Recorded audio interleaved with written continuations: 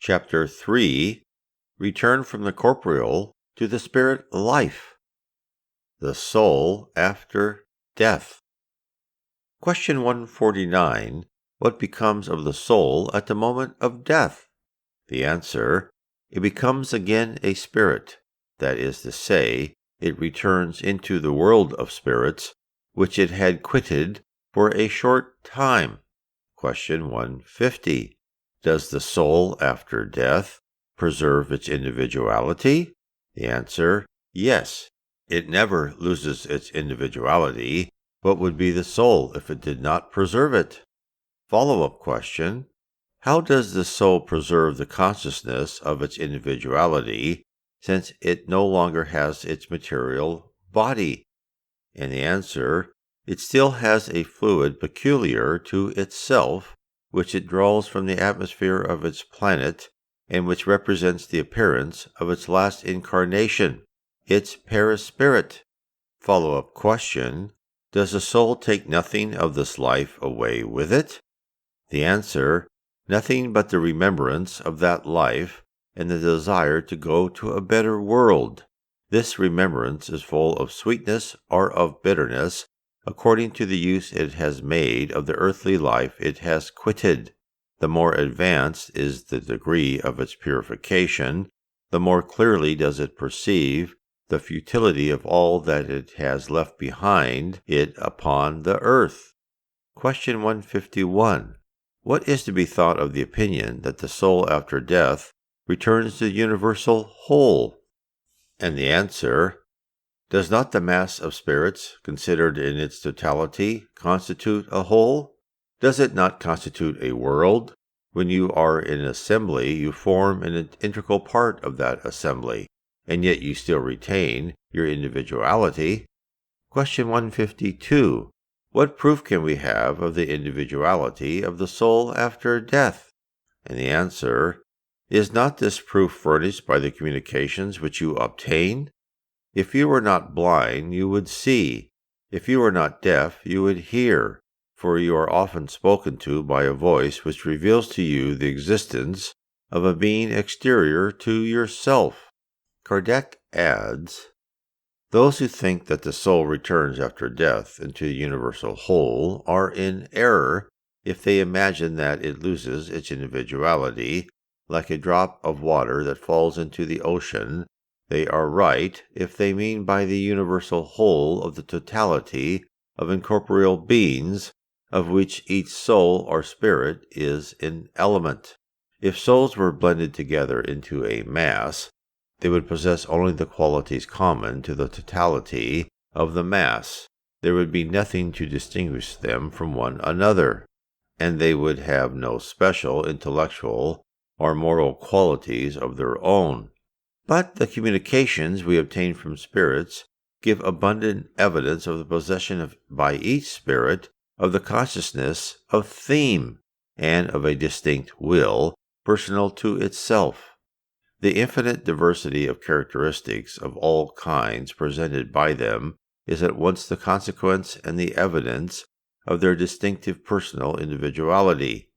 If after death there was nothing but what is called the great whole, absorbing all individualities, this whole would be uniform in its characteristics, and in that case all the communications received from the invisible world would be identical. But as among the denizens of that other world we meet with some who are good and some who are bad, some who are learned and some who are ignorant, some who are happy and some who are unhappy, and as they present us with every shade of character, some being frivolous and others serious, etc., it is evident that they are different individualities, perfectly distinct from one another. This individuality becomes still more evident when they are able to prove their identity by unmistakable tokens, by personal details relating to the terrestrial life, and susceptible of being verified.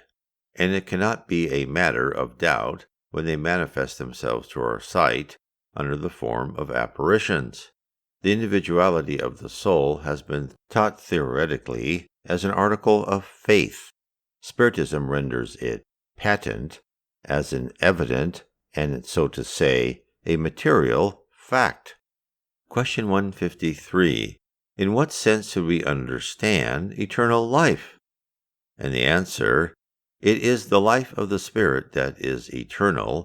That of the body is transitory and fleeting. When the body dies, the soul re-enters the eternal life. Follow-up question.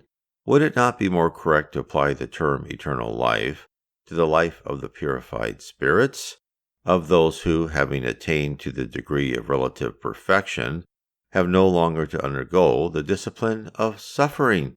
And the answer, the life of that degree might rather be termed eternal happiness.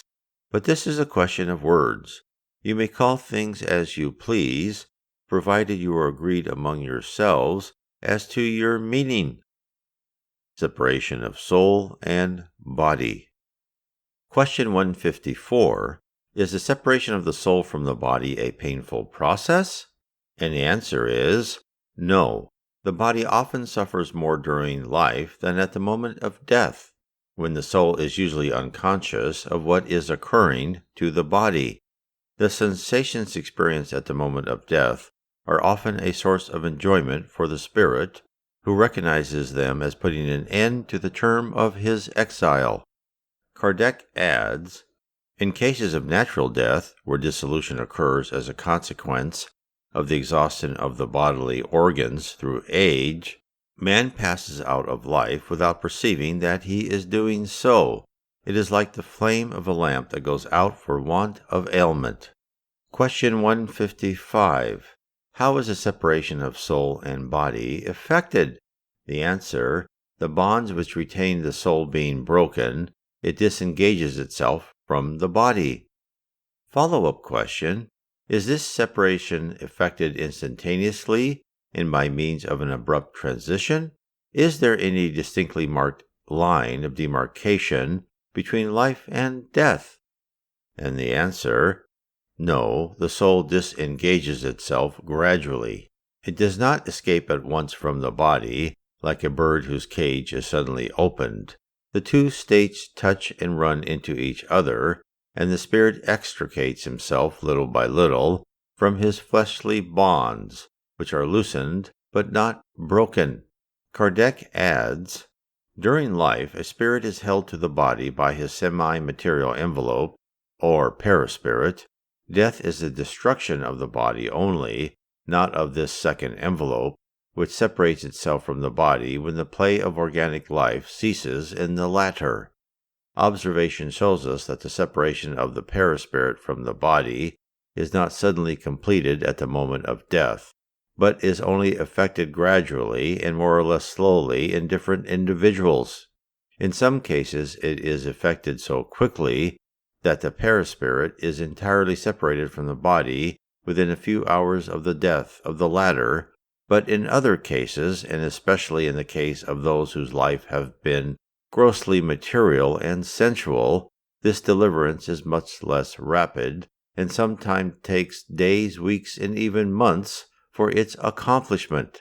This delay does not imply the slightest persistence of vitality in the body, nor any possibility of its return to life, but is simply the result of a certain affinity between the body and the spirit, which affinity is always more or less tenacious in proportion to the preponderance of materiality in the affections of the spirit during his earthly life.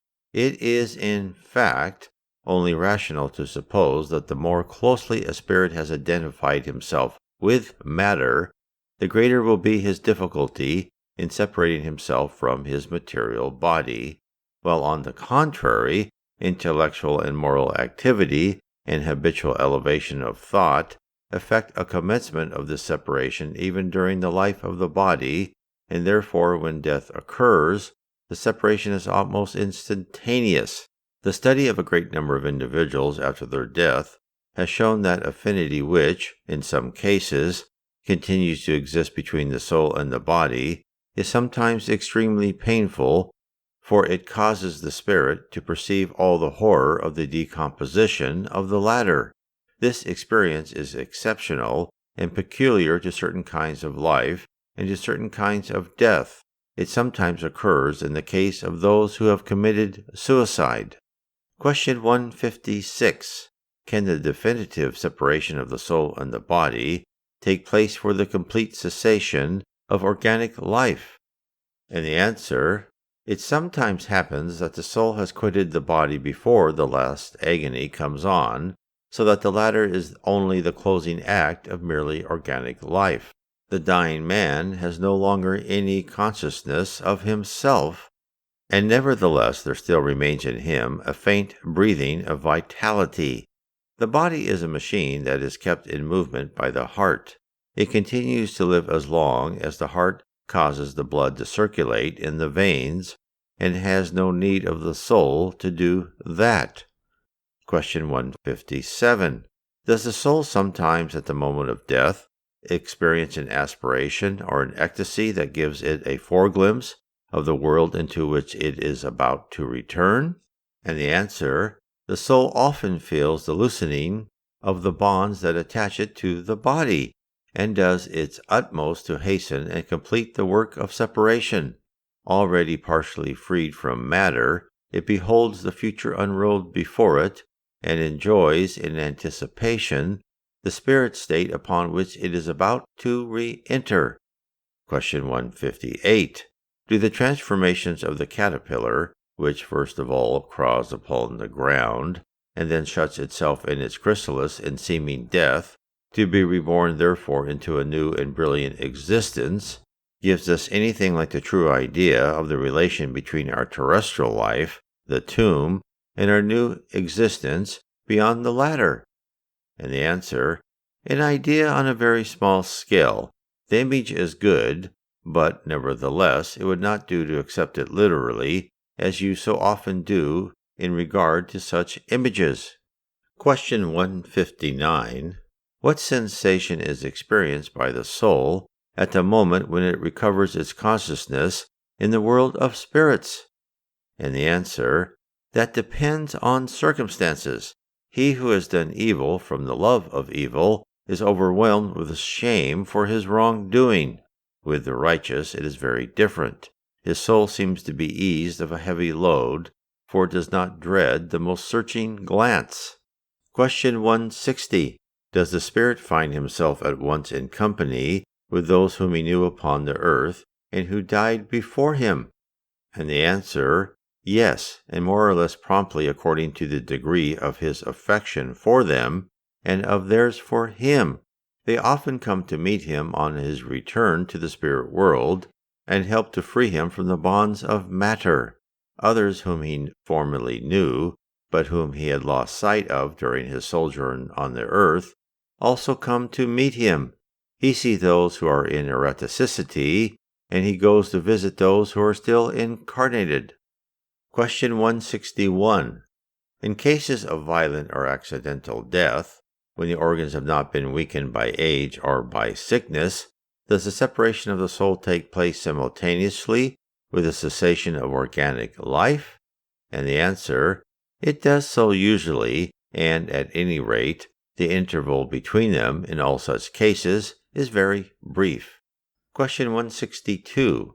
After decapitation, for instance, does a man retain consciousness for a longer or shorter time? And the answer: he frequently does for a few minutes, until the organic life of the body is completely extinct. But on the other hand, the fear of death often causes a man to lose consciousness before the moment of execution. Allan Kardec adds, the question here proposed refers simply to the consciousness which the victim may have of himself as a man through the intermediary of his bodily organs, and not as a spirit.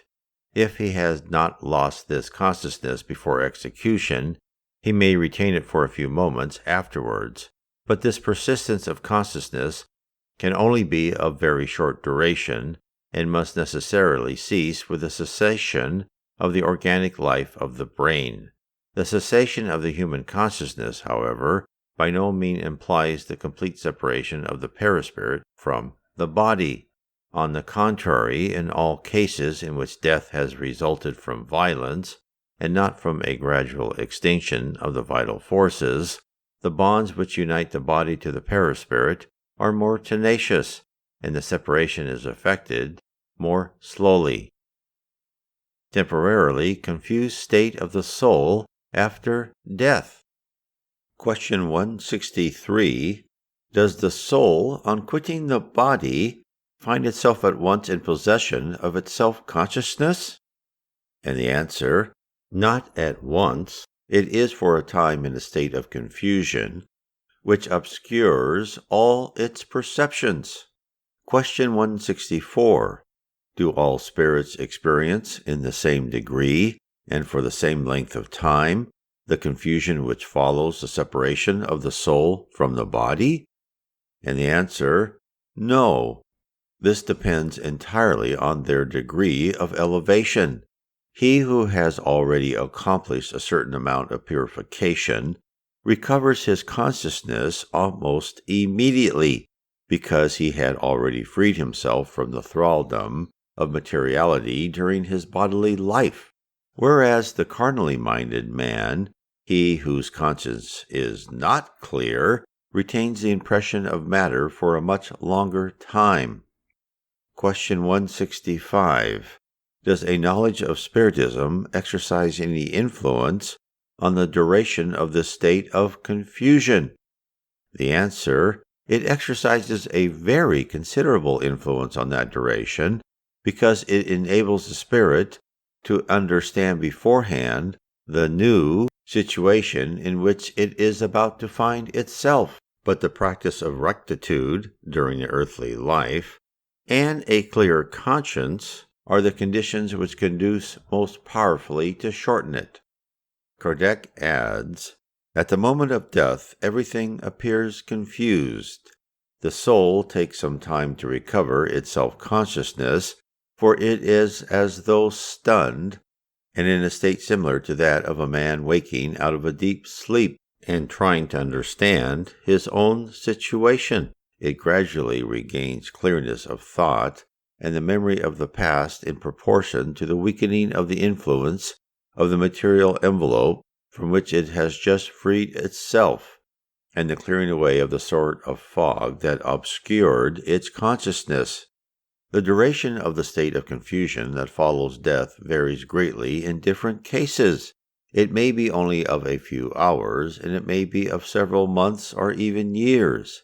Those with whom it lasts the least are they who, during their earthly life, have identified themselves most closely with their future state, because they are soonest able to understand their new situation.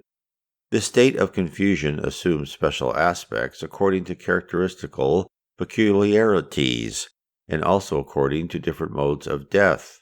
In all cases of violent or sudden death, by suicide, by capital punishment, accident, apoplexy, etc., the spirit is surprised and astounded, and does not believe himself to be dead. He obstinately persists in asserting the contrary, and nevertheless he sees the body he has quitted as something apart from himself. He knows that body to be his own, and he cannot make out how it should be separated from him. He goes about among the persons with whom he is united by the ties of affection, speaks to them, and cannot conceive why they do not hear him. This sort of illusion lasts until the entire separation of the perispirit from the earthly body, for it only is when this is accomplished that the spirit begins to understand his situation, and becomes aware that he no longer forms part of the world of human beings. Death having come upon him by surprise, the spirit is stunned by the suddenness of the change that has taken place in him. For him, death is still synonymous with destruction, annihilation, and he thinks, sees, hears. It seems to him that he cannot be dead. And this illusion is still further strengthened by his seeing himself with a body similar in form to the one he has quitted, for he does not at first perceive its ethereal nature, but supposes it to be solid and compact, like the other, and when his attention has been called to this point, he is astonished at finding that it is not palpable. This phenomena is analogous to that which occurs in the case of somnambulists, who, when thrown for the first time into the magnetic sleep, cannot believe that they are not awake. Sleep, according to their idea of it, is synonymous with suspension of the perceptive faculties, and as they think freely and see, they appear to themselves not to be asleep. Some spirits present this peculiarity, even in cases where death has not supervened unexpectedly, but it more frequently occurs in the case of those who, although they have been ill, had no expectation of death.